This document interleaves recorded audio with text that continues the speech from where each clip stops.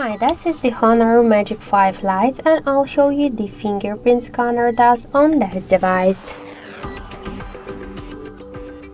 So I just set up my fingerprint on the scanner on the lock screen of our phone, and now I'll make a couple of tries to unlock the device with my fingerprint, and we will see how fast this option is and does it works.